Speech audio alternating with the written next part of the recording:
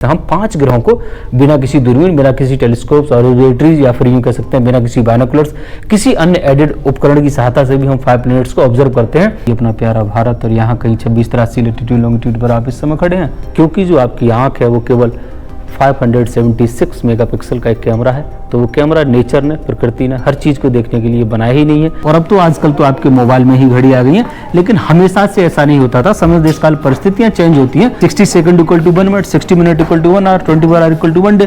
तो इससे भी सरल तरीके से कैलकुलेशंस पुराने जमाने के लोग जो थे वो जल चक्र यंत्र के माध्यम से कर सकते थे और करते हैं। और यहीं पर इस 12,700 किलोमीटर के डायमीटर के गोले पर हम लोग पड़े हुए हैं, और फिर भी कुछ लोगों को महान वाला घमंड होता है कि हम तो बहुत महान हो गए। गलतफहमी के शिकार हो जाते हैं लोग। सूर्य और चंद्रमा किसी स्पेस शटल या अंतरिक्ष यान में बैठ करके आते हैं, और सूर्य सुबह आने पर दिन में रोशनी उजाला फैला देता है, शाम को चला जाता है, फिर अपने भाई चंद्रमा को भेज देता है। सैकड़ों सालों तक लोग यही मानते रहे कि हाँ ऐसा ही होता है। लगता है सूर्य पूरब से निकल रहा पश्चिम जा रहा है। दरअसल है क्या कि पृथ्वी पश्चिम से पूरब की तरफ घूम रही है। तो आपको फील होता है कि हम लोग लीवर, फेफड़े, गुर्दे, बहुत सारी चीजें, मल्टी सेल और करोड़ों सेल्स हैं। सेल्स खत्म हो जाती है बॉडी की तो कहते हैं कि आदमी खत्म हो गया। सेल्स चलती रहती है, तब तक जारी रहती है कहानी।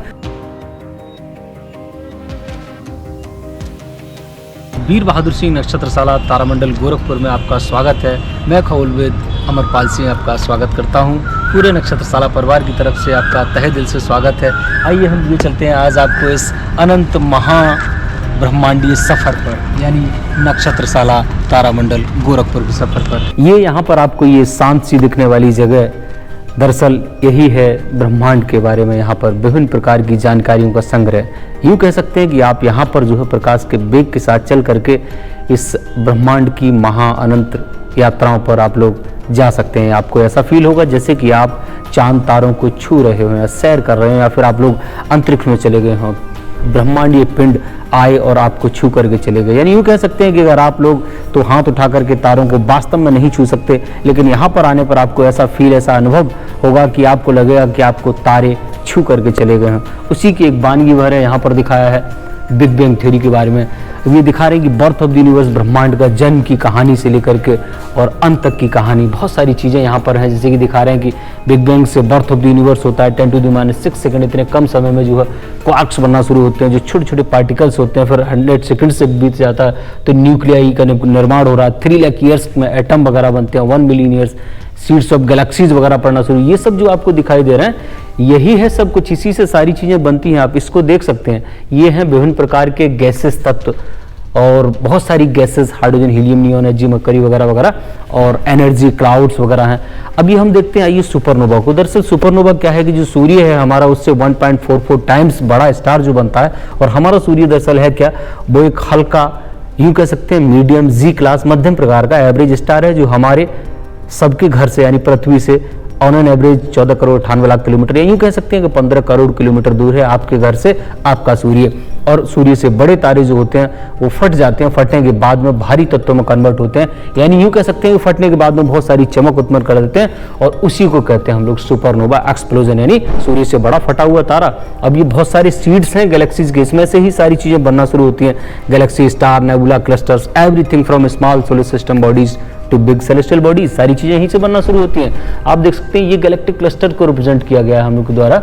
यहाँ देख रहे हैं each and every point which is visible to is known as the galaxy in itself. अपने आप में एक मंदाकिनी है, और ये बहुत सारी मंदाकिनी है। आप लोग देख सकते हैं कोलिजन ऑफ दी गैलेक्सीज को दिखा रहे हैं हम लोग, स्टार फॉर्मिंग रीजन को दिखा रहे हैं कि तारे बनते कैसे हैं, क्यों बनते हैं, कब बनते हैं, कहाँ बनते हैं। इन सारी चीज़ों के जवाब हम यहाँ पर जो है प्राप्त करने की, ये प्लेनेटरी नेबुला को जैसे दिखाया कि हमारे जैसे तारे यानी सूर्य जैसे तारे जब अपनी अंतिम अवस्था में होते हैं तो क्या होते हैं, वो धीरे धीरे करके फूलते चले जाते हैं। बड़ी सुंदर ग्रह रूपी निहारिकाएं अर्थात ऐसी आकृतियां बनाते हैं। और हम देख रहे हैं कि अब हम अपने घर के बहुत नज़दीक आ चुके हैं, यानी हम आ चुके हैं एंड्रोमेडा गैलेक्सी के पड़ोस में। अब हम देख रहे हैं कि पिछले 13.7 अरब साल पहले से और आज से अब हम चलते हैं अपनी गैलेक्सी की तरफ। यानी यूँ कहें ये है हमारा मिल्की वे, यानी मंदाकिनी, दुग्ध मेघला जिसे कहते हैं। और ये हमारी सबसे पड़ोस की गैलेक्सी, जो भी आपने देखे हर एक पॉइंट्स, वो सब गैलेक्सीज थी अपने आप में, बहुत बहुत बड़ी गैलेक्सीज हैं। और अपनी गैलेक्सी की बात करें तो अगर यहाँ से यहाँ तक इसका डायमीटर निकाला जाए कहीं से भी, व्यास इसका, तो 1 लाख लाइट ईयर, यानी 1 लाख लाइट ईयर। यानी अगर यूँ कहें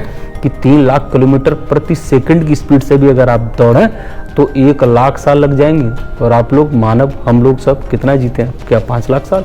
जी नहीं। तो हम यूँ कह सकते हैं कि ये बड़ा क्वेश्चन है, अभी भी क्या पूरी गैलेक्सी को मानव सभ्यता कभी भी एक्सप्लोर कर पाएगी? वो भी स्पीड ऑफ लाइट से।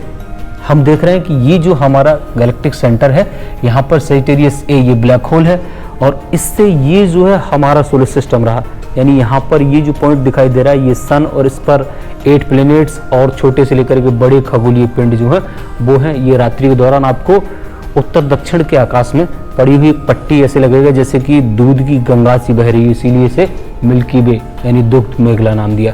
अब हम देखते हैं इसको एक्सप्लेन करके तो फाइंड आउट कर पा रहे हैं। यहाँ बहुत सारे क्लाउड्स भी हैं, इसके अंदर 2 अरब से ज़्यादा तारे भी हैं, बहुत सारे जो है छोटे से लेकर के बड़े खगोलीय पिंड, सैकड़ों अरबों प्रकार के छोटे बड़े खगोलीय पिंड हैं यहाँ पर जो भरे हुए हैं अपनी गैलेक्सी में। वो तो और भी बहुत सारी बड़ी बड़ी गैलेक्सीज हैं, लेकिन हम देख रहे हैं कि उनमें से जब हाइड्रोजन के बादल जो है वो दब करके गर्म होना शुरू होते हैं गुरुत्वाकर्षण के कारण तो क्या होता है कि स्टेजेस बनती हैं अलग अलग। अब स्टेजेस कंप्लीट हुई तो एक स्टार कंप्लीट फॉर्म हो गया, और स्टार में थर्मोन्यूक्लियर फ्यूजन एंड आपकी संलयन, उसके अंदर से जो गैसेस जो है रिलीज होना शुरू हुई तो क्या होगा, ये बाहर के लिए एक प्रेशर आउटवर्ड फोर्स लगेगा और ये रेडिएशन की फॉर्म में इस बादलों में चमक उत्पन्न हो जाएगी। यानी यूं कहें कि एक तारा बन गया।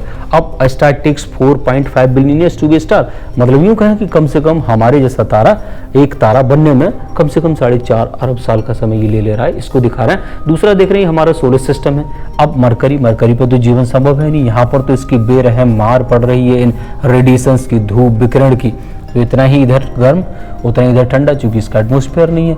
अब हम देखते हैं दूसरी जो है, चूंकि अब ये वीनस है, ये सबसे चमकदार आपको शाम को जब आप देखेंगे तो सूर्यास्त जब हो रहा होता है उस समय चमकदार तारे जैसा बेस्ट स्काई में पश्चिम के आकाश में आपको नजर आएगा, वही है आपका वीनस। शुक्र ग्रह ये सुबह भी दिखाई देगा जब सूर्योदय होता है, उस समय भी दोनों प्लैनेट्स देखते हैं। हम 5 ग्रहों को बिना किसी दूरबीन, बिना किसी टेलीस्कोप, ऑब्जर्वेटरीज या फिर यूं कह सकते हैं बिना किसी बाइनोकुलर्स, किसी अन्य एडेड उपकरण की सहायता से भी हम 5 प्लैनेट्स को ऑब्जर्व करते हैं टाइम टू टाइम अलग अलग समय जोन पर पृथ्वी से ही।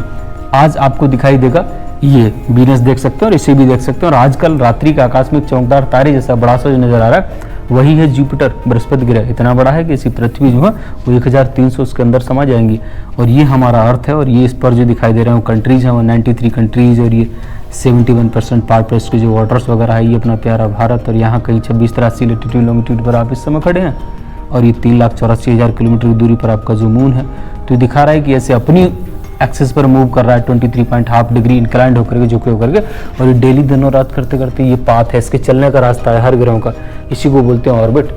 और ये ऐसे ऐसे चल रहा है, ऐसे जा रहा है अपनी जगह पर डेली घूमते घूमते, रोज दिन और रात करते करते, जहाँ से चला था फिर वहीं आ गया। तो ये हो गया पृथ्वी का हैप्पी बर्थडे। अब हम देख रहे हैं आगे बढ़ते हैं तो ये मार्स है, हमारी पृथ्वी का एकमात्र चंद्रमा, प्राकृतिक उपग्रह ये मून है। इनके कोई मून्स फाइंड आउट नहीं हुए, है ही नहीं। अब हम देख रहे हैं इसके डीमोस एंड फोबोस नाम के 2 मून्स हैं मार्स के।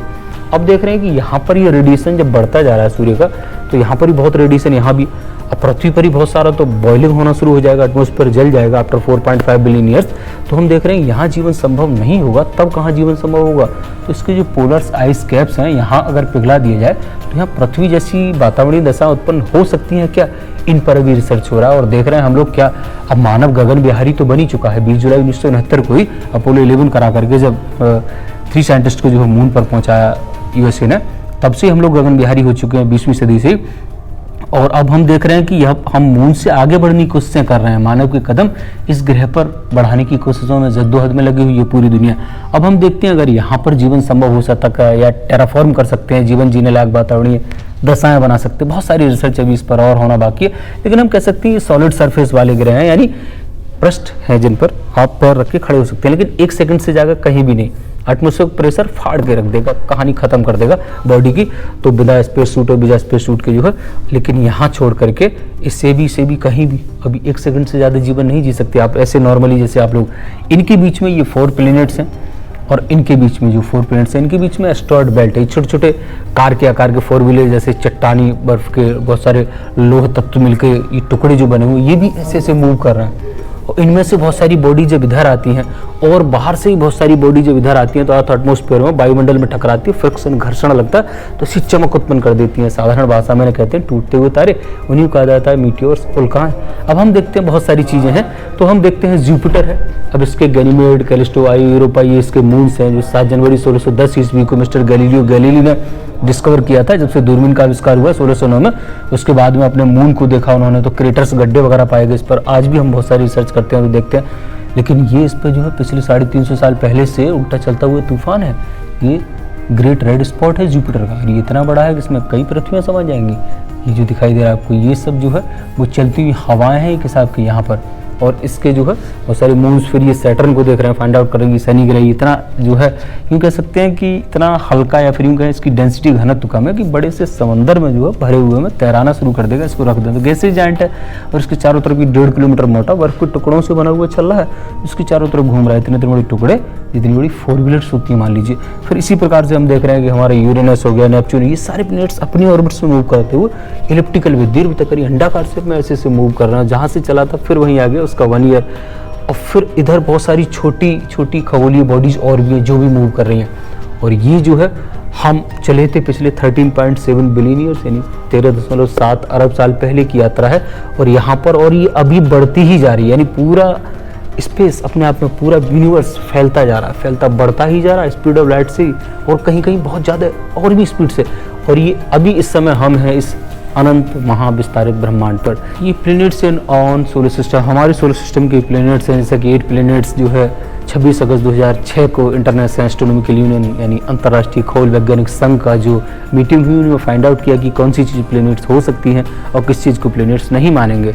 तो वहाँ पर जो है तमाम साइंटिस्ट ने अपने रिसर्च पब्लिश किए, और उसके अकॉर्डिंग जो कैलकुलेशंस और जो बहुत सारी चीज़ें थी फाइंड आउट करके निकाली हम लोगों ने, ये कि एक्चुअल में प्लैनेट्स होने के लिए क्या क्या कंडीशंस होनी चाहिए, कुछ दशाएं होती हैं कि हर चीज़ को प्लैनेट्स नहीं कह सकते। तो उन्होंने देखा कि हमारे मून से छोटा नहीं होना चाहिए, अपनी ऑर्बिट में घूमना होना चाहिए, अपनी एक एक्सेस होनी चाहिए उसकी, और दूसरे की ऑर्बिट में क्रॉस नहीं करना चाहिए। ऐसी बहुत सारी चीज़ें जो थी, तो मुख्यतः ये चीज़ें थी। इन पर देखा तो ऐसा जो है वो प्लूटो नहीं कर पा रहा था, इसीलिए प्लूटो को आउट ऑफ सीरीज कर दिया गया। और तब से 26 अगस्त 2006 के बाद हमारे सोलर सिस्टम में 8 प्लैनेट हैं, और उन प्लैनेट्स के बारे में जो है वो हम लोगों ने कुछ जो रिप्रेजेंटेशन दिया है वो देख रहे हैं कि रिप्रेजेंटेशन ये है कि जैसे मरकरी को जो दिखाया, symbol of mercury represent the head and wing, इसके दिखा रहा है, हेड एंड विंग्स जो दिखा रहा है मरकरी के, वो ये पुराने ज़माने के जो लोग थे, इजिप्शियंस वगैरह हो गए, और जो पौराणिक कथाओं के अकॉर्डिंग जो मिस्र के लोग थे, इंडियंस लोग थे, उनकी अपनी अपनी पौराणिक कथाएं हुआ करती थी इन प्लैनेट्स को देख करके, उनके अकॉर्डिंग उन्होंने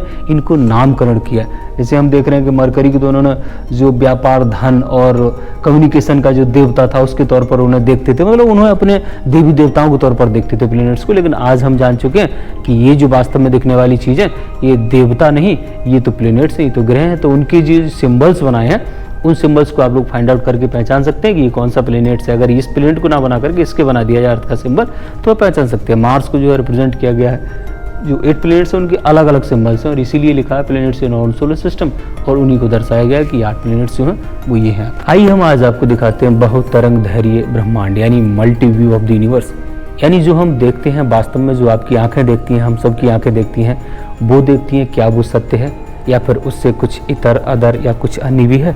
बिल्कुल हाँ, बहुत कुछ है, क्योंकि जो आपकी आंख है वो केवल 576 मेगापिक्सल का एक कैमरा है। तो वो कैमरा नेचर ने, प्रकृति ने हर चीज़ को देखने के लिए बनाया ही नहीं है। तो हम जो भी देखते हैं वो विजुअल लाइट में देखते हैं, जिसे हम कहते हैं ऑप्टिकल।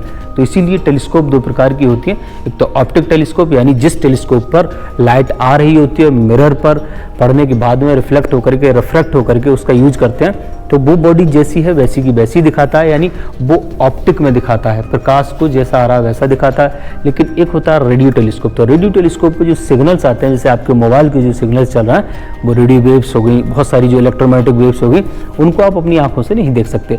तो हमें उनका जो है रिप्रेजेंटेशन करने के लिए, या सेम उसी चीज़ को उनमें देखने के लिए, उन तरंगों को देखने के लिए ये फाइंड आउट करना पड़ेगा। जैसे कि अगर इसी चीज़ को अगर हम गामा रे में देखें तो ये ऐसा दिखाई देगा, लेकिन आपकी आंखों को ये कुछ भी समझ में नहीं आ रहा होगा। जैसे कि एक्सरे में देखेंगे, यानी एक्सरा कर दिया किसी चीज़ का, तो इतनी चीज़ें ऐसी दिखाई देंगी। उसी चीज़ को नियर इंफ्रारेड में देखेंगे तो ये ऐसा दिखाई देगा। Mid infrared, infrared, molecular hydrogen 2.5 gigahertz, radio continuous atomic hydrogen 405 megahertz में ये जो है सतत रेडियो कंटिन्यूस स्पेक्ट्रम। तो ये उसी चीज़ को हम अलग अलग, जैसे अगर उससे नीचे के स्पेक्ट्रम में देखें, यानी उससे नीचे की जो है तरंग दैर्घ्य में देखेंगे तो वही चीज़ अलग दिखाई देगी, उससे और ऊपर की चीज़ों में देखेंगे तो वो चीज़ अलग दिखाई देगी। लेकिन आपकी आंखें इनको ऐसे नहीं पहचान पाएंगी, लेकिन वो किरणें जो हैं वो कई प्रकार की किरणें अलग अलग बहुतरंग दैर्घ्य में, यानी उनके जो एक्सरे अलग हो गए, कंटिन्यू रेडियो इंफ्रारेड अलग हो गया, सब अलग अलग होती है। उसी को अगर हम ऑप्टिक में देखेंगे तो हमें ऐसा दिखाई देता है। इसीलिए हमने जो कह दिया है कि ये जो ब्रह्मांड है वो बहुत तरंगधारी ब्रह्मांड है, मल्टी व्यू है यूनिवर्स का, तो इसी को रिप्रेजेंट करते हैं मल्टी व्यू द यूनिवर्स के नाम से। आइए आपको लिए चलते हैं ब्रह्मांड के इस अनंत महायात्रा पर, यानी खगोल विज्ञान दीर्घा में। यहाँ पर आप देखेंगे विभिन्न प्रकार के प्राचीन से लेकर के आधुनिकतम खगोल विज्ञान का एक विस्तृत संग्रह है। जैसा कि यहाँ पर देखेंगे प्राचीन खगोलीय उपकरण है, विभिन्न प्रकार के उपकरण है। यूँ कह सकते हैं आज से 300 साल पहले सवाई जयसिंह के पुत्र माधो सिंह और सवाई जयसिंह द्वारा, जैसा कि जयपुर का निर्माण स्वयं उन्होंने कराया, उन्हीं के नाम पर जयपुर शहर का नाम, जिसे पिंक सिटी या गुलाबी शहर के नाम से आज आप लोग जानते हैं, तो उनके द्वारा जो है भारत में 5 जगहों पर ऐसे उपकरणों का निर्माण कराया, जिनमें से अगर हम पहले एक यंत्र की बात करें जिसका नाम है सम्राट यंत्र, या फिर यूँ कह सकते हैं ये सारे यंत्रों में सबसे बड़ा यंत्र है, इसीलिए इसका नाम रखा सम्राट यंत्र। अगर हम बात करें कि आप देखेंगे तो ये जो एक वॉल आपको दिखाई देती है, दीवार जैसी जो दिखाई दे रही है, वो दरअसल है क्या कि इस पर सूर्य का प्रकाश पड़ता है। जैसे कि यहाँ मोनोक्रोमेटिक लाइट सोर्स, यानी ये एक दिश की प्रकाश है और इस पर पड़ रहा है तो इसकी शैडो बन रही है, छाया बनती हुई दिखाई दे रही है। ऐसे अगर इंस्ट्रूमेंट को खुले मैदान बाहर एक म्यूजियम में बनाया जाता है, जहाँ ये भारत के 5 जगहों पर बने हुए हैं। अगर आपको जाना हो तो दिल्ली में भी जा सकते हैं, जयपुर में भी जा सकते हैं आप लोग, और आप जो है काशी जिसे कहते हैं वहाँ पर भी बने हुए हैं, तो उन जगहों पर जाकर के आप लोग फाइंड आउट कर सकते हैं। तो देखेंगे कि ये जो दीवार है वो 23.5 डिग्री, यानी यूँ कह सकते हैं 23.5 अंश झुका करके बनाई है, क्योंकि हम जान चुके हैं कि हमारी पृथ्वी का जो एक्स है वो उतना ही झुका हुआ है। एक्सिस ऑफ द अर्थ जो है वो 23.5 डिग्री इंक्लाइंड है। तो ऐसे करके जब सूर्य की लाइट उस पर पड़ती है तो ये हाफ हेमिस्फीयर दिखाई दे रहे हैं, अर्ध गोलाकार है, चंद्राकार आकृतियां ये दिखाई दे रही हैं, इन पर इसकी छाया पड़ेगी। इस पर सूर्य का प्रकाश पड़ा और इस दीवार की छाया पड़ी, तो छाया के अकॉर्डिंग हम लोग पहले से घंटे मिनट अंश लिख देते हैं। तो देख रहे हैं कि इधर 1 2 3 4 पर है, 1 2 3 4 5 पर, तो 4:05 एग्जैक्ट टाइम होगा और वहाँ का लैटिट्यूड लॉन्गिट्यूड आप मैच कर लीजिए, वही टाइम निकलेगा। तो ये ऐसी विभिन्न प्रकार की जो चीज़ें हैं, जैसे कि अभी समय क्या हो रहा है, इस दिन का सबसे बड़ा जो है पहर कौन सा रहा, यानी यूँ कह सकते हैं सबसे बड़ा साल कौन सा रहा, या फिर अभी जो है इस वर्ष का सबसे बड़ा दिन कौन सा रहा, कल सूर्योदय कितने बजे होगा, आज सूर्यास्त कितने बजे हुआ। देख रहे हैं कि जैसे इसके नीचे भी एंगल्स लिखे रहते हैं और एक इतना बड़ा लॉग लेकर के आप देखेंगे तो फाइंड आउट करेंगे, उस पर जब छाया पड़ेगी, जो प्रकाश पड़ेगा उसकी छाया पड़ेगी, तो छाया के अकॉर्डिंग फर्स्ट स्टेज पर कहाँ है, सेकंड पर कहाँ है, थर्ड पर कहाँ है, उसके अकॉर्डिंग फाइंड आउट कर सकते हैं कि अभी टाइम क्या हो रहा है। विभिन्न प्रकार की चीज़ें जो हो मिस्र यंत्र के माध्यम से ही फाइंड आउट कर सकते हैं। भारतीय गोल छल्लेदार यंत्र की अगर हम बात करें तो इस पर इस हिसाब से जो नक्षत्रों को, जिन्हें आज आप लोग कॉन्स्टेलेशंस के माध्यम से जानते हैं, यानी तारा मंडल भी जिन्हें कहते हैं, हिंदी में आप लोग तारामंडल कह सकते हैं, इंग्लिश में कॉन्स्टेलेशंस कहते हैं, और अगर बात करें संस्कृत की तो उन्हें नक्षत्र कहते हैं। तो पहले वो 28 कुछ लोगों के द्वारा फाइंड आउट किए गए, कुछ लोगों के द्वारा 27 माने गए, लेकिन आज हम इंटरनेशनल एस्ट्रोनॉमिकल यूनियन जो है, अंतर्राष्ट्रीय खगोल वैज्ञानिक संघ, उसने पूरे स्काई को 88 कॉन्स्टेलेशन यानी 88 तारामंडल में विभाजित किया है। अब तारामंडल का मतलब होता है कि जैसे आज रात में आप देखेंगे तो 3 तारे एक रेखा में पड़े हुए नजर आएंगे, 1 2 3, अगर पैमाना रख दें तो तीनों एक सीध में नजर आ जाएंगे। और शाम को आपने देखा होगा उर्सा मेजर, यानी 7 तारे ऐसे ऐसे पड़े हुए क्वेश्चन मार्क की तरह बनते हुए, और उर्सा माइनर भी देखा हो। तो ऐसी जो तारों की कुछ आकृतियां, कुछ शेप एंड साइज नजर आए, उन्हीं को हम लोग तारामंडल कहते हैं। तो इन पर विभिन्न प्रकार की चीज़ों को आप लोग फाइंड आउट कर सकते हैं कि कैसे तारामंडल होते हैं। दूसरा, अगर हम बात करें प्राचीन खगोलीय यंत्रों में पात्र जो डूबता है समय बताता है। अब ये समय कैसे बताता है, ये हम देखेंगे कि आज के ज़माने में आपके पास विभिन्न प्रकार की घड़ियां हैं, रिस्ट वॉच हैं, क्लॉक वगैरह हैं, वॉल क्लॉक वगैरह हैं, स्मार्ट वॉच वगैरह हैं, और अब तो आजकल तो आपके मोबाइल में ही घड़ी आ गई हैं। लेकिन हमेशा से ऐसा नहीं होता था, समय देश काल परिस्थितियाँ चेंज होती हैं, चीज़ें बदल जाती हैं, और change is the supreme law of the nature, परिवर्तन भी प्रकृति का सर्वश्रेष्ठ नियम है।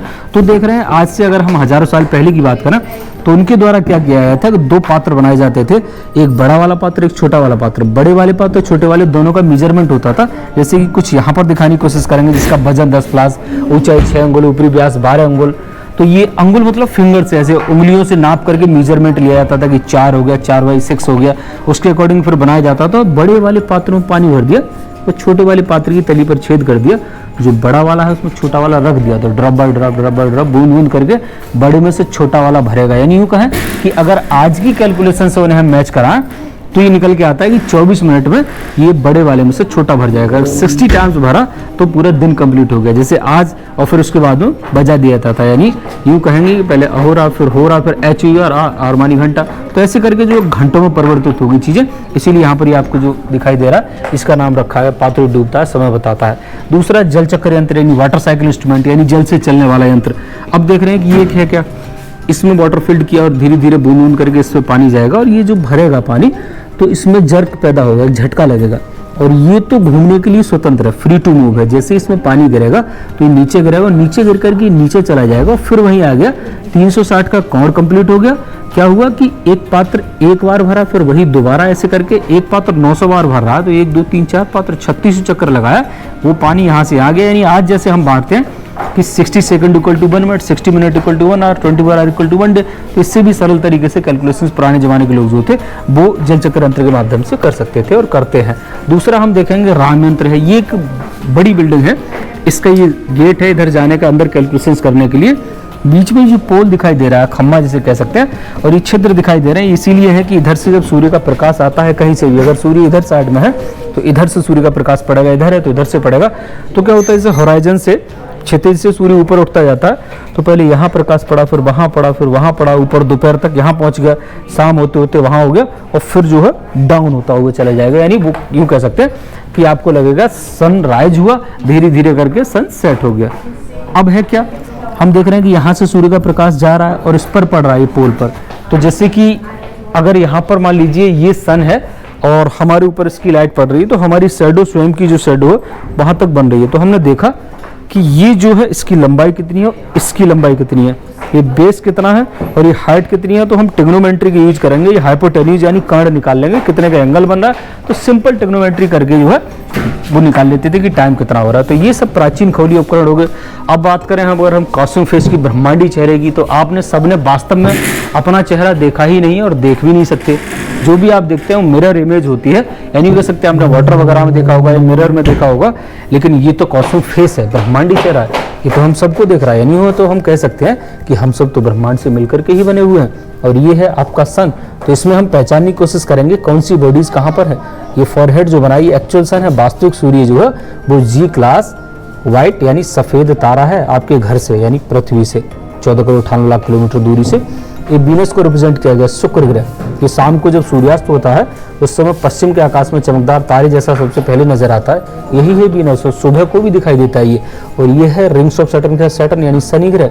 अब कुछ लोग क्या करते हैं, शनि ग्रह को शांत करने की अंगूठियां पहनना शुरू कर देते हैं। हाँ, होते हैं कुछ लोग, लेकिन दरअसल जब हमने इसकी तरफ टेलीस्कोप घुमाया तो फाइंड आउट किया कि इसका ये रिंग है, ये छोटे छोटे कार के आकार के 4 व्हीलर जितने बड़े बड़े, इसके अंदर जितने बड़ी 4 व्हीलर उतने बड़े बर्फ के बहुत सारे टुकड़े हैं और वो इसके ग्रेविटेशनल फोर्स के कारण ऐसे ऐसे चारों तरफ घूम रहा है। और ये जो है 1.5 किलोमीटर मोटा छल्ला है और ये गैसेस जाइंट है, यही है सैटर्न शनि ग्रह। अब हम देखते हैं कि यहाँ से अगर हम अपनी पृथ्वी को देख रहे हैं, आप सब लोग पृथ्वी पर रहते हैं, हम सब लोग तो पृथ्वी पर रहते हैं, तो जरा देखने की कोशिश करते हैं यहाँ से, तो कोई दिखाई भी नहीं दे रहा। सोचिए 8 billion people now living on this planet, 8 अरब लोग रह रहे हैं इस धरती पर ऑन एन एवरेज 2024 में। तो हम देख रहे हैं यहाँ से एक भी नहीं दिख रहा। और हम कहाँ से देख रहे हैं, यहाँ से 3,84,000 किलोमीटर अभी, मानी 3,84,000 किलोमीटर ही चंद्रमा से जाकर देख रहा है, तब भी दिखाई नहीं दे रहा कोई कहाँ पर क्या है। अगर हम यहाँ से जाकर के देखते हैं तो ये चना छोटा दिखना शुरू हो जाता है, एक डस्ट पार्टिकल के बराबर। और दूर से अपनी पृथ्वी को देखते हैं तो पार्टिकल दिखाई भी नहीं देते, धूल का कण जो बन जाता है वो भी दिखाई नहीं दे रहा है। सोचिए यही है हमारी आप सबकी दुनिया, और यहीं पर इस 12,700 किलोमीटर के डायमीटर के गोले पर हम लोग पड़े हुए हैं। और फिर भी कुछ लोगों को महान वाला घमंड होता है कि हम तो बहुत महान हो गए, गलतफहमी के शिकार हो जाते हैं लोग। सोचिए अब हम देख रहे हैं ये मून पर क्रेटर्स हैं, ये गड्ढे हैं बहुत सारे, 202 किलोमीटर बड़े बड़े गड्ढे। सोलर इक्लिप्स, सूर्य ग्रहण, ल्यूनर इक्लिप्स, चंद्र ग्रहण, प्लीड्स या कृतिका नक्षत्र जिसे कहते हैं, 7 सिस्टर्स भी कहते हैं ना, ये नेपच्यून है। तो ऐसे करके आप पहचानेंगे कि कॉस्मिक फेस में कौन कौन सी चीज़ें हैं। ना पहचान मारे तो आप यहाँ पर भी अनकवर करके देख सकते हैं कि अच्छा ये चीज़ वहाँ पर है। तो ये प्लीड्स है जो दिखाई दे रहा है, यानी मतलब होता है हिंदी में तारों का जमघट, तो उसी को दिखा रहा है ये जो है। तो ये सब जो है प्राचीन खगोलीय उपकरणों के बारे में आपने जाना। अब थोड़ा सा अगर आपको जानना हो आधुनिक खगोल विज्ञान के बारे में तो हम देख सकते हैं कि यहाँ पर सीइंग इज बिलीविंग, जैसा कि देखा और माना वहाँ पर दिखाने की कोशिश करेंगे। आज आप बहुत सारी चीज़ों को ऑब्जर्व करते हैं, देखते हैं, फाइंड आउट करते हैं, तो अपनी आंखों पर भरोसा करते हैं।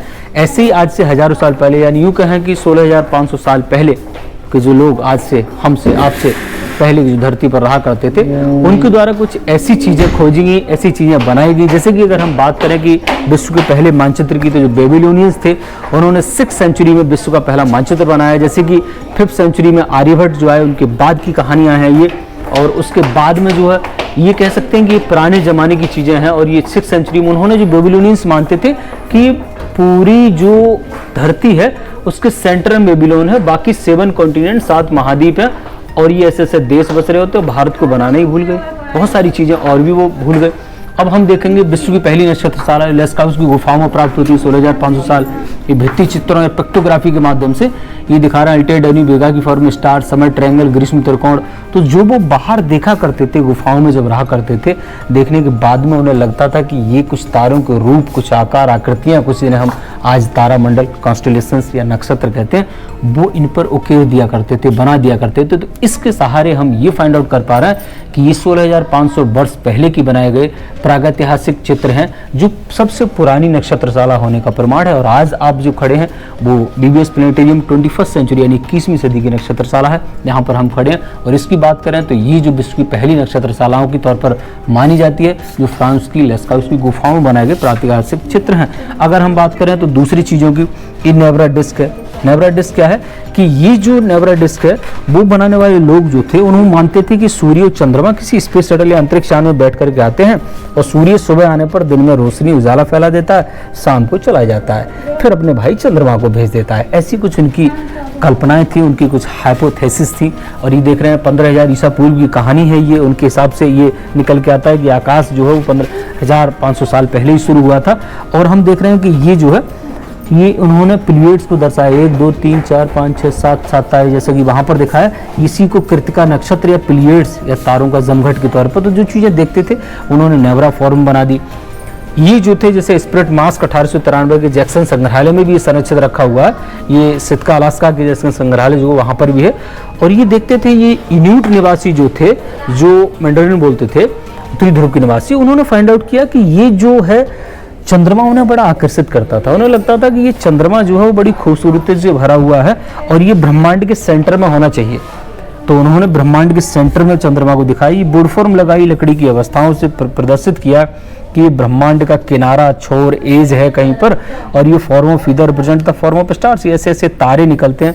तो इन चीज़ों को समअप किया, यानी यूँ कह सकते हैं 6वीं शताब्दी से लेकर के 16,500 साल पहले तक की चीज़ों को मर्ज करें, इकट्ठा करें, कलेक्ट करें, तो हम कह सकते हैं कि उनके द्वारा जैसा देखा वैसा ही माना। आज आप वही करते हैं। दूसरा अगर हम बात करते हैं, यहाँ पर आप लोग देखेंगे बहुत सारे स्टार्स की फॉर्म। आपको लगेगा कि रात्रि का आकाश अंधकार में क्यों, देखेंगे आप लोग तो फाइंड आउट करेंगे कि इस ब्रह्मांड में अनंत हैं बॉडीज। अगर अनंत होती तो कहीं ना कहीं से कोई भी अन्य जो सूर्य हैं, अन्य स्टार्स हैं जिन्हें कह सकते हैं, उनकी लाइट यहाँ तक जरूर आ रही होती। लेकिन यहाँ पर जो है वो आपको लगता है कि एक तारा इतनी दूरी पर है, रात्रि के आकाश में कितनी दूरी पर है, दरअसल वो आपस में कितनी दूरी पर है कि इसकी लाइट यहाँ तक जाते जाते दूसरे तारे तक थक जाती है। लेकिन वास्तव में अगर ये ब्रह्मांड अनंत है तो कहीं ना कहीं से लाइट, रोशनी जरूर आ रही होती। जैसे कि हमारा सूर्य जो है वो एक तारा ही है और ये तारा 15 करोड़ किलोमीटर दूर है। अगर एट रैंडम ऐसे ही है यूनिवर्स तो एक तारा इधर भी हो सकता था इतनी दूरी पर, इधर वाले से दिन खत्म होता, रात होती, इधर वाले से दिन होना शुरू हो जाता। तो हम तक रोशनी जो आती है वो ऐसा भी होता है कि वो तारा जो आप देख रहे हैं वो वहाँ पर है ही नहीं, खत्म हो चुका है। तो ये इसके अकॉर्डिंग निकल के आता है कि यूनिवर्स इनफाइनाइट तो नहीं हो सकता। ये एक ओल्वर पैराडॉक्स है जिसका अब तक सबसे अच्छा जवाब यही है। बाकी देखते हैं कि वास्तव में ब्रह्मांड कितना बड़ा है। तो आप यहाँ देख सकते हैं, आप काउंट नहीं कर सकते, इसमें जो बॉडीज दिखाई देंगे, लेकिन अगर इसको ओपन करें तो फाइंड आउट कर सकते हैं। इतनी बॉडीज हैं, हैंग की गई हैं। तो ये देख रहे हैं कि इसीलिए रात्रि का प्रकाश अंधकार में हो जाता है, जो बेकेंट जोन्स है उसके कारण ऐसा फील होता है। दूसरा देखेंगे आर्कियोस्ट्रोनॉमी, पुरा खगोल विज्ञान, प्राचीन खगोल विज्ञान की अगर हम बात करें तो स्टोनहेंज की बात करें, ये जो है वो यहाँ दक्षिणी इंग्लैंड में बना हुआ है और ये इस हिसाब से जो है पत्थरों की आकृतियां बनाई गई हैं कि इस पर जो सनरेज पड़ती है उनके कारण एंगल मेजर करते हैं तो फाइंड आउट कर पाते हैं। और ये इसे बनाने में जो है 1400 सालों से ज़्यादा का समय लग गया। लेकिन आज तक एक्चुअल में किसी को सच में ये नहीं पता कि जिन भी लोगों के द्वारा ये बनाया गया था वो लोग कौन थे। लेकिन हाँ, हम ये कह सकते हैं इसका कैलकुलेशंस, इसकी मेजरमेंट्स करने के बाद में, इसकी जानकारी लेने के बाद में, कि ये जिन भी लोगों के द्वारा बनाया गया होगा उन्हें सौर पट्ट का सटीक ज्ञान रहा होगा कि एक्चुअल में सोलर सिस्टम वर्क कैसे करता है। तो इसका ये इंटरनल पार्ट है, ये न्यूलिथिक कैलकुलेटर के तौर पर काम करता है, नवपाषाण युगीन कैलकुलेटर कह सकते हैं, ऐसे संगणक कह सकते हैं। तो इस पर जो सनरेज पड़ती है और यहाँ एक स्टोन जिसका नाम अल्टर स्टोन, 2 स्टोन लगा करके ही स्टोन कह दिया, ऊपर से लाइट पड़ी और यहाँ अगर सीधी निकलेगी तो सनराइज होगा समर में। ऐसे ही उन्होंने यहाँ पर देखी कि पहली सूर्य किरण कहाँ गिरेगी और फिर कब सनराइज होगा, विंटर में कब सनसेट होगा जो है समर में। तो ये सारी चीज़ें जो हैं वो आर्कियो एस्ट्रोनॉमी के अंतर फाइंड आउट कर सकते हैं, यानी पूरा खगोल विज्ञान में पढ़ेंगे आप लोग। Early model of solar system में सौरमंडल के आरंभ मॉडल हैं, उनके पास उतने प्राचीन जमाने के लोगों के पास में उतने एडवांस लेवल की टेक्नोलॉजीज, जैसे आज आपके पास वो दूरबीन है, बहुत सारी और भी चीज़ें हैं, तो जो भी उनके पास रही थी वो अपने ज़माने के बहुत हाई एडवांस सिविलाइजेशंस रहे होंगे, क्योंकि उन्होंने बहुत सारी चीज़ों को फाइंड आउट कर लिया था एक्चुअल में। लेकिन चीज़ें आगे बढ़ती हैं, नया हम कुछ सीखते हैं और आगे बढ़ते हैं। तो देखते हैं कि टालमी का मॉडल जो है वो निकल के आ रहा है कि ये जो अर्थ है सेंटर पे इसने अर्थ सेंटर से थोड़ा हट करके स्थित है, लेकिन ये फाइंड आउट कर पा रहे थे कि ये ऐसा है कि पृथ्वी जियो सेंट्रिक मॉडल जिनका था, जिन्हें नाम दिया गया भूकेंद्रीय मॉडल, यानी कि इन्होंने माना कि पृथ्वी सेंटर पर स्थित है और बाकी सारे प्लैनेट्स भी, और आपका सूर्य पृथ्वी का चक्कर लगा रहा। सैकड़ों सालों तक लोग यही मानते रहे कि हाँ ऐसा ही होता है, लगता है सूर्य पूरब से निकल रहा पश्चिम जा रहा है। दरअसल है क्या कि पृथ्वी पश्चिम से पूरब की तरफ घूम रही है, तो आपको फील होता है ऐसे अगर कोई चीज़ यहाँ पर है और अगर इसको ऐसे करके ऐसे घुमाएं तो आपको उधर वाले व्यक्ति को लगेगा कि इधर से चीज़ें इधर जा रही हैं, दरअसल पश्चिम से पूरब की तरफ घूम रही है, इसीलिए लगता है कि सूर्य पूरब से पश्चिम की तरफ निकल रहा है।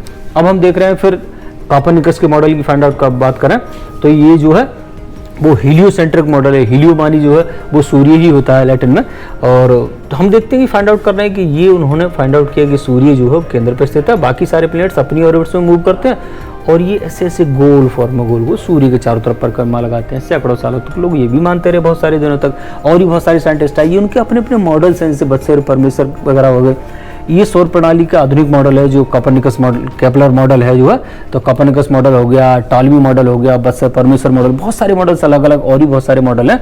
तो अब हम बात करें केपलर मॉडल की, 3 लॉ ऑफ प्लैनेटरी मोशन जिन्होंने दिए थे, तो वो देख रहे हैं कि ये जो है वो बाइपोलर है, 2 ध्रुवीय है, इसके 2 पोल्स हैं, तो उनके एक पोल पर, एक पोल इधर हो गया, एक पोल उधर हो गया, एक पोल पर सूर्य है और इसके कारण जो है वो सारे प्लैनेट्स अपनी ऑर्बिट में मूव कर रहे हैं। इसके गुरुत्वाकर्षण के कारण जो है वो इसके इलिप्टिकल वे, दीर्घवृत्ताकार अंडाकार शेप में ये मूव कर रहा है। तो ये आधुनिक मॉडल्स हैं, प्राचीन से लेकर के आधुनिक खगोल विज्ञान के मॉडल्स हैं, जिन्हें early model of solar system के नाम से भी जाना गया है। अब हम बात करें कि ये है रेट्रोग्रेड मोशन, प्रतिगामी पश्चगमन, reverse motion of the planet, या ग्रहों की उल्टी गति है, जिसे हिंदी में कहें कि वक्रीय गति। तो हम देखेंगे कि हर प्लैनेट जो है आपको ऐसा फील होगा कि जैसे आप लोग अर्थ पर रहते हैं, ये आपका अर्थ है।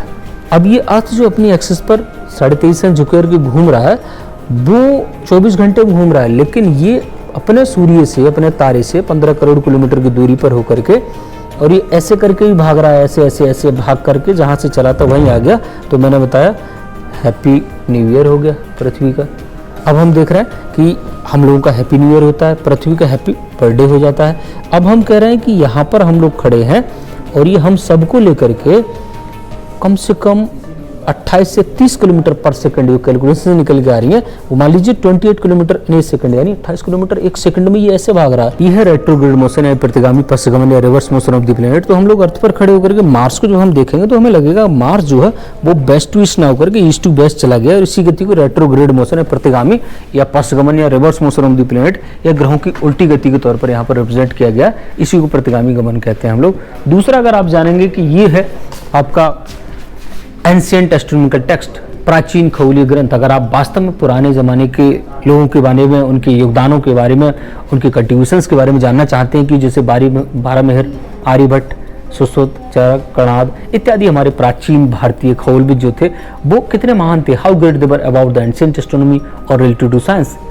अब उनके बारे में अगर पढ़ना है तो वो संस्कृत में लिखा था, जैसे सिद्धांत खगोलशास्त्र, आर्यभट्ट वगैरह हो गया, तो उनके बारे में आप लोग यहाँ पर देख सकते हैं, वो पूरा संस्कृत में लिखे हुए के हिसाब से ग्रंथ, जैसे यही है प्राचीन खगोलीय ग्रंथ। दूसरा अगर हम बात करें, जब हम पहुँच चुके हैं the instrument the stands a bird's eye view about the celestial bodies, लोगों की खगोलीय पिंडों के बारे में सोच बदल गई थी, यानी यूँ कहें जब से दूरबीनों का आविष्कार होना शुरू हुआ। और ये बात है गैलीली के ज़माने की, यानी अगर हम देखें तो ये 16वीं सदी की बात है। अब यहाँ पर आप लोग देख सकते हैं विभिन्न प्रकार की दूरबीनें, जैसे कैटाप्टर है, मक्तुसोवा, रिफ्रैक्टर है, रिफ्लेक्टर है, डॉप्सोनियन है, न्यूटोनियंस है, बहुत सारी अलग अलग माउंट की टेलीस्कोप, अलग अलग प्रकार की दूरबीनें हैं। जैसे ये सर आइजक न्यूटन द्वारा बनाई गई दूरबीन है, ये रिफ्लेक्टर दूरबीन है।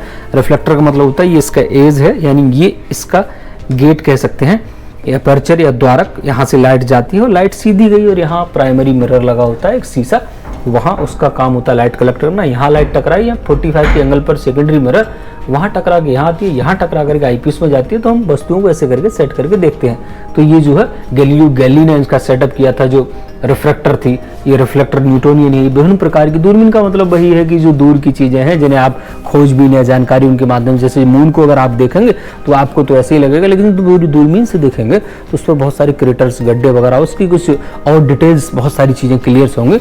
तो यही एक ऐसा यंत्र था जिसने दुनिया बदल दी, यानी हमारे देखने, सोचने, समझने के नज़रिए में परिवर्तन ला दिया। यही थी दूरबीन। अगर हम बात करें ऑप्टिक टेबल की, तो विभिन्न प्रकार के जो रिफ्लेक्टेड टेलीस्कोप्स होते हैं उनके बेसिक रे डायग्राम्स कैसे काम करते हैं तो उसको देख सकते हैं आप लोग। यहाँ पर आता है जैसे ये कॉन्वेक्स हो गया, कॉन्केव हो गया, बाइफोकल हो गया। तो विभिन्न प्रकार के जो लेंसेज हैं वो कैसे वर्क करते हैं वो आप लोग यहाँ पर भी आकर के फाइंड आउट कर सकते हैं। और भी बहुत सारी चीज़ें हैं, जैसे कि अगर आपको देखना हो प्रकाश के साथ यात्रा, जर्नी विद लाइट, या फिर स्पेक्ट्रोस्कोपी, स्पेक्ट्रम देखना हो, जैसे कि हम देखते हैं किसी तारे को हम देख रहे हैं तो उसमें रेड से ये पूरा यहाँ से यहाँ तक, जैसे नियॉन का स्पेक्ट्रम है। स्पेक्ट्रम मानी होता है वर्णक्रम, और वर्ण मानी कलर, जैसे बोलते हैं कि श्याम वर्ण का है, श्वेत वर्ण का, तो इसका मतलब वर्ण मीन्स कलर, और स्पेक्ट्रम यानी वर्णक्रम, क्रम यानी सीरीज, यानी ऐसे ऐसे सीरीज से आ रही है कोई चीज़। तो यही एक पूरी जो पट्टी सी दिखाई दे रही है, पट्टी का जैसे, इसी को स्पेक्ट्रम बोलते हैं। इसमें हम देखेंगे कितना नैनोमीटर में कौन से कलर की जो है वो स्पेक्ट्रल लाइन्स हैं। ये लाइन जो पड़ी हुई है उन्हें स्पेक्ट्रल लाइन कहते हैं। और किसी में भी रेड शिफ्ट ज़्यादा आ रहा था, इसका मतलब होता है कि वो चीज़ें हमसे दूर जा रही हैं। किसी स्टार को, किसी गैलेक्सी को हम देख रहे हैं, और अगर ब्लू शिफ्टेड हो रही है तो पास पास आ रही है, वो टकरा जाएंगी। तो अब हम देखते हैं कि इसमें जो है वो किसी स्टार को हमने देखा, स्पेक्ट्रम करा इसका, और उसमें रेड शिफ्टेड ज़्यादा है। इसका मतलब होता है हमसे इतनी दूरी पर है, इसका ये दूरी जो है इतनी है, इतनी स्पीड से इसकी तरफ बढ़ रहा है, तो इतने दिनों बाद वहाँ इससे टकरा जाएगा। या फिर ब्लू शिफ्टेड हो रहा है तो इससे टकरा जाएगा, रेड शिफ्टेड हो इससे इतनी तारीख से, इतनी स्पीड से दूर जा रहा है। तो ये ऑल अबाउट स्पेक्ट्रम देखते हैं कि जैसे अगर आपको देखना हो इस व्हाइट लाइट का स्पेक्ट्रम, तो यहाँ पर लगाइए कैमरे को और वहाँ पर देखिए उस लाइट की तरफ, तो उसमें रेनबो नजर आएगा। यानी वास्तव में, एक्चुअल में, हकीकत में वो लाइट ऐसी है, लेकिन आपकी आंख जो है वो देखेंगी कि वो जो है वो वाइट है। एक्चुअली वो वाइट लाइट 7 बैंड्स कलर्स को जो है कंटेन करती है अपने अंदर, इसी को बोलते हैं उसका स्पेक्ट्रम। तो हर चीज़ का स्पेक्ट्रम अलग अलग होता है, इसका स्पेक्ट्रोस्कोपी से स्पेक्ट्रम देख सकते हैं। ये देख रहे हैं हिस्ट्री ऑफ द यूनिवर्स। अब तक बहुत सारी थ्योरीज दी गई बर्ड साइंटिफिक कम्युनिटी में, विश्व वैज्ञानिक समुदाय में, जैसे स्टेडी स्टेट थ्योरी है, मल्टीवर्स थ्योरी है, बबल थ्योरी है, स्ट्रिंग थ्योरी है, कॉस्मिक इल्यूमिनेशन थ्योरी है, स्ट्रिंग थ्योरी है, बिग बैंग थ्योरी है। तो अब तक the most widely accepted theory by the world scientific community is known as the big bang theory. अब तक इस पर ये बोनाफाइड हुई है, प्रमाणित हुए हैं, यहाँ प्रैक्टिकल्स बहुत सारे इस पर हुए हैं। तो हमारे जो क्वेश्चंस हैं ब्रह्मांड को लेकर, उनके बहुत सारे जवाब देती हुई एक थ्योरी हमारे सामने आती है, जो मिस्टर एबिजाज लेमेत्रे हैं, बेल्जियम के साइंटिस्ट जो है, एस्ट्रोफिजिसिस्ट हैं, उनके द्वारा इसका मैथमेटिक्स पूरा जो है हमें दिया गया है। तो हम फाइंड आउट कर पा रहे हैं कि इतना टाइम, इतना टेम्परेचर, इतनी एनर्जी में ग्राइंड बृहदीकरण योग, फिर क्वार्क्स, छोटे छोटे पार्टिकल्स बनते हैं, बहुत छोटे, जो जैसे कि हम देख रहे हैं आपका एटम है, इलेक्ट्रॉन, प्रोटॉन, न्यूट्रॉन से मिलकर बना है, उनसे भी छोटी फॉर्म में पार्टिकल फिजिक्स की भाषा में कहें तो ये क्वार्क्स हैं, 6 प्रकार के quarks, 6 types of quark, up, down, charm, bottom, strange वगैरह। ये इलेक्ट्रॉन्स वगैरह हैं, ये इलेक्ट्रॉन बनना शुरू होते हैं, फोटॉन्स बनते हैं। जैसे कि सूर्य के अंदर से लाइट आ रही है, ये जो लाइट चल रही है इसी फोटोनिक फॉर्म से चलती है, इसी को फोटॉन्स कहते हैं। इन पार्टिकल्स को जो कणों से चल रही है, यूनिवर्स ट्रांसपेरेंट हो रहा है, इतना टाइम टेम्परेचर, एनर्जी जब पहुंच रहा है, स्टार गैलेक्सीज का फॉर्मेशन होता है, ये बहुत सारे बादल, क्लाउड दिखाई दे रहे हैं, ये बड़ी बड़ी निहारिकाएं, इसमें से गैलेक्सीज, तारे, ग्रह और बहुत सारी चीज़ें ये बनती हैं यहाँ पर जो है। और आज से पिछले 4.5 अरब साल पहले हमारे सोलर सिस्टम का निर्माण होता है, सौर तंत्र, जिसमें हमारा सन, बुध, शुक्र, पृथ्वी, मंगल, बृहस्पति, शनि, अरुण, वरुण और छोटे से लेकर के बड़े तमाम खगोलीय पिंड जो है वो बनते हैं। और फिर हम लोग 3.6 बिलियन ईयर्स बाद unicellular, bicellular, tricellular, multicellular complex organ हो चुके हैं हम लोग। लीवर, फेफड़े, गुर्दे, बहुत सारी चीज़ें, मल्टी सेलुलर, करोड़ों सेल्स हैं। सेल्स खत्म हो जाती हैं बॉडी की तो कहते हैं कि आदमी खत्म हो गया। सेल्स चलती रहती है, तब तक जारी रहती है कहानी। तो हम देख रहे हैं कि ये जो है ऐसे ऐसे करके चीज़ें इसके अकॉर्डिंग बनी। रेडिएशन इतने दिनों तक 100 सेकंड्स तक रहा, फिर मैटर बनना शुरू हुआ, डोमिनेट करा एरा। तो हम जो है देख रहे हैं कि आज से 13.7 अरब साल पहले से ब्रह्मांड एक छोटे से पॉइंट पर रह करके घनीभूत अवस्था में, और ये फिर फैलना शुरू होता है, इसी को बिग बैंग कहा गया। अभी ये ब्रह्मांड जो है वो बढ़ता ही जा रहा है, सारी चीज़ें एक्सपेंशन हो रही हैं, बढ़ते बढ़ते 93 अरब light year, 93 billion light year में फैल चुका और फैलता ही जा रहा है, फैलता ही जा रहा है। और अभी तक ये कहना जल्दबाजी होगी कि कहाँ जा करके रुकेगा, अंतिम छोर, अंतिम सिरा, अंतिम किनारा, लास्ट एज क्या होगा इसका। और इस समय हम हैं अभी इस महा अनंत विस्तार ब्रह्मांड की घनी काली गुफाओं में, जिसे हम कह सकते हैं कि इस ब्रह्मांडीय गुफाओं में एक जगह है हमारा घर, यानी वो है पृथ्वी, और हम हैं वहाँ। और ये बढ़ता ही जा रहा है, इसको कहते हैं हिस्ट्री ऑफ द यूनिवर्स या ब्रह्मांड का इतिहास। दूसरा अगर आप देखने की कोशिश करेंगे, बीइंग ऑफ द यूनिवर्स, इसमें बहुत सारी चीज़ें ऐसी हैं जो अभी मिस्ट्रीज ही हैं, जैसे डार्क मैटर, डार्क एनर्जी की बात करें, ये रिसर्च चल रहा है इन पर भी। लेकिन फिर भी हम कह सकते हैं कि जो बैरासूरुबिन साइंटिस्ट है उन्होंने देखा कि गैलेक्सी के सेंटर में जो है ब्लैक होल है, तो वहाँ ग्रेविटी ज़्यादा होगी, उसके पड़ोस के स्टार्स बॉडीज उसकी तरफ ऐसे ऐसे चक्कर बहुत तेज़ी से लगाने चाहिए, दूर जाने पर उनका ऑर्बिट या चलने का रास्ता भी बहुत बड़ा हो जाता है और दूरी बढ़ जाती है, ग्रेविटी कम होती चली जाती है। लेकिन ऐसा क्या है, जो इधर वाली जो दूर की बॉडीज हैं, दूर की चीज़ें हैं, वो बहुत तेज़ी से चक्कर लगा दे रही हैं गैलेक्टिक सेंटर का, तो इससे कोई इधर से पुश एंड पुल कर रहा है, कोई धक्का लगा रहा है। वो क्या है? वही डार्क मैटर, डार्क एनर्जी की फॉर्म है जो राज कर रही है 73% में, और लेस देन 5% जो है वो विजुअल यूनिवर्स है। ब्रह्मांड को दो भाग में बांट करके अध्ययन किया जाता है, एक दृश्य ब्रह्मांड और एक अदृश्य ब्रह्मांड।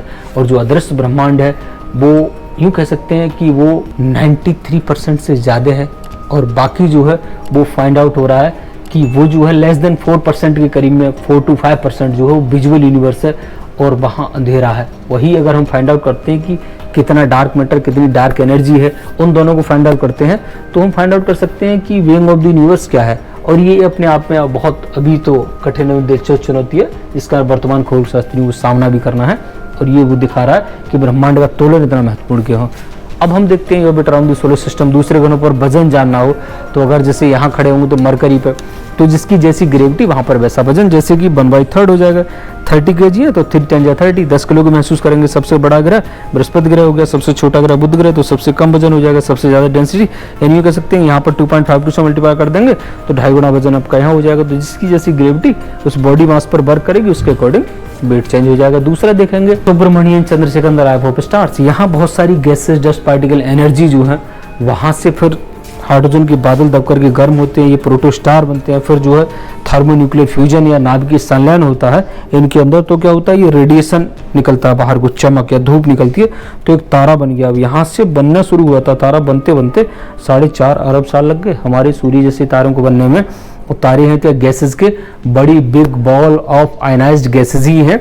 अब क्या हो रहा है कि एक तो गुरुत्वाकर्षण बल अंदर की तरफ खींच रहा है, एक आउटवर्ड फोर्स इन्हें बाहर खींच रहा है, तो दोनों में जब तक बैलेंस बना रहता तब तक कोई तारा तारा बना रहता है। अगर उनका बैलेंस यानी ग्रेविटी वीक हुई तो अंदर से जो थर्मोन्यूक्लियर फ्यूजन नाभिकीय संलयन की कोर में चल रहा है, वो गैसेस को हाइड्रोजन को हीलियम में ऐसे से फेंकेगा, यानी रेडिएशन बहुत तेजी से, धूप घाम विकिरण ऐसे से चारों तरफ को फेंक देगा, परतें खोल देगा लेयर। और क्या होगा, धीरे धीरे करके जैसा लिखा है कोर श्रिंक्स होगी, आउटर सेल एक्सपेंड होगी, तो रेड जायंट लाल दानव बन जाएगा। तो सूर्य का टेम्परेचर और बढ़ता जाएगा आफ्टर 3.6 बिलियन ईयर्स बाद।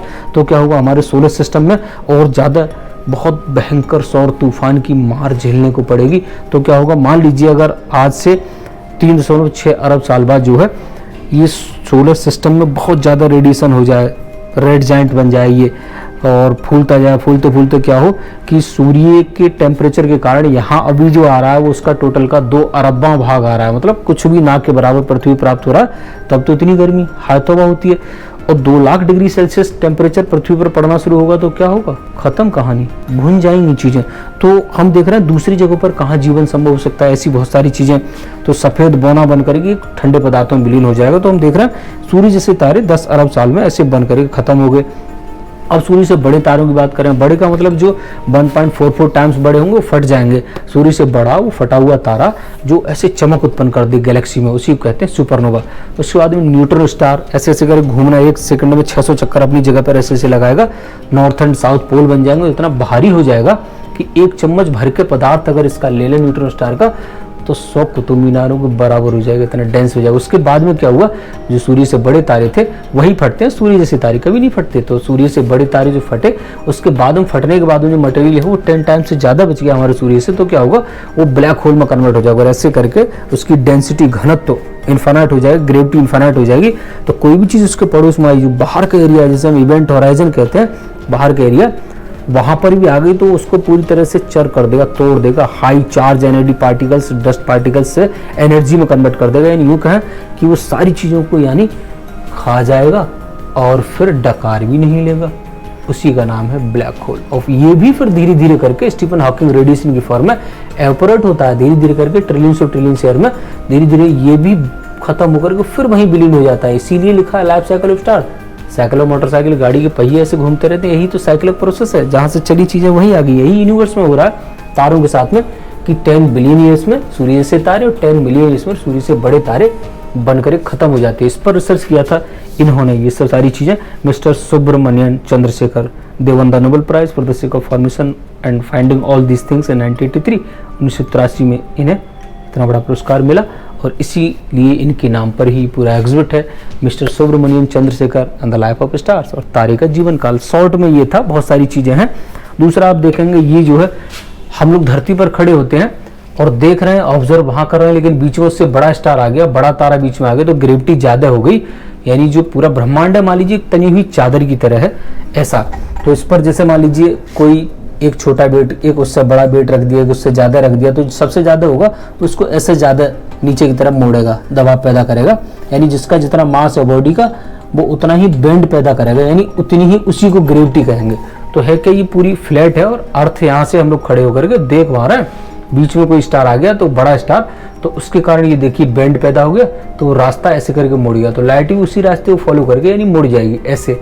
देख आप वहां रहे, रियल में एक्चुअल में वास्तव में हकीकत में लाइट वहां से ऐसे मुड़ करके आ रही है। इस पूरी फिल्मना को मिलाकर कह देंगे ग्रेविटेशन लेंसिंग हो गया। जैसे कि आप देखेंगे यहाँ, अगर ये यहाँ से दिखाइएगा आप देखेंगे तो वो लाइट सीधी आ रही है।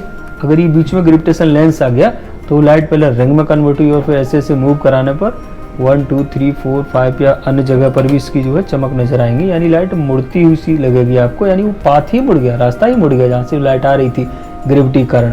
तो इसीलिए the question is arise here, प्रश्न ये उठा, can gravity change the wave of light, का प्रकाश का व्यवहार गुरुत्वाकर्षण बल के कारण चेंज होता है? हाँ बिल्कुल, जो है वो लाइट ऐसे करके मुड़ जाती है, गुरुत्वाकर्षण बल के कारण पाथ मुड़ जाता है, रास्ता मुड़ जाता है, उसी रास्ते पर लाइट जाती है। ये क्विज वगैरह प्ले कर सकते हैं। तो यहाँ बहुत सारी विभिन्न प्रकार की चीजें हैं और मैंने तो बहुत जल्दी किया है, चूंकि समय उतना नहीं होता है सबके पास, वो स्वाभाविक सी बात है। अगर आपको विशेष अध्ययन करना है, विशेष चीजों के बारे में जानना है, तो आज या कभी भी आप यहाँ पर आकर के मुलाकात कर सकते हैं, अपने क्वेश्चंस क्वेरीज जो भी आपके प्रश्न हो उन पर चर्चा कर सकते हैं। और हमारे यहाँ पर लेक्चर हॉल भी है, वहाँ पर बहुत सारे बच्चे स्कूल्स के जो आते हैं उन्हें हम यहाँ पर बिठाल करके about the astronomy related to science, विज्ञान और खगोल विज्ञान को लेकर के तमाम उनके दिमाग में जो विचार होते हैं, क्वेश्चंस होते हैं, उन्हें शांत करने का और उन्हें जो है नई नवीन सोच प्रदान करने का ऐसा कुछ कार्य यहाँ पर विभिन्न प्रकार के टेलीस्कोप के माध्यम से, चाहे वो रात्रि आकाश दर्शन हो, दिन में सूर्य के बारे में दर्शन कराना हो, या फिर कभी ऑकल्टेशन वगैरह हुआ, कोई भी खगोलीय घटना जो भी होती है पृथ्वी पर, तो यहाँ से अगर दिखाई दे सकती है तो उन्हें विभिन्न प्रकार की दूरबीनों के माध्यम से, एडवांस लेवल की दूरबीनों के माध्यम से हम लोग यहाँ पर दिखाने का कार्य करते हैं, बताने का कार्य करते हैं, समझाने का कार्य करते हैं। और कोई क्वेश्चन क्वेरीज आपकी कहीं कोई electronic media, print media, web portal या समाचार पत्र पत्रिकाओं या अन्य किसी माध्यम से आपके दिमाग में कोई क्वेश्चन आया हो, उसको भी आप यहाँ आकर के डिस्कस कर सकते हैं। और इतने बड़े ब्रह्मांड में देखेंगे तो हम कह सकते हैं कि एक खगोल विज्ञान दीर्घा है, एस्ट्रोनॉमी गैलरी है। यहाँ पर गागर में सागर भरने का प्रयास किया गया है विज्ञान और प्रौद्योगिकी परिषद उत्तर प्रदेश शासन, विज्ञान और प्रौद्योगिकी विभाग उत्तर प्रदेश की तरफ से। और यहाँ पर विभिन्न प्रकार के खगोलीय उपकरणों को आप आकर के जान सकते हैं, यहाँ पर अपनी जिज्ञासाओं को पंख दे सकते हैं, बहुत कुछ सीख सकते हैं। इस अनंत महाविस्तार ब्रह्मांड की यात्राओं पर आप अपने आप को अपडेट रख सकते हैं। मैं खगोलविद एजुकेटर अमरपाल सिंह, वीर बहादुर सिंह नक्षत्रशाला, वेलकम ऑल ऑफ यू, सभी का स्वागत है, धन्यवाद।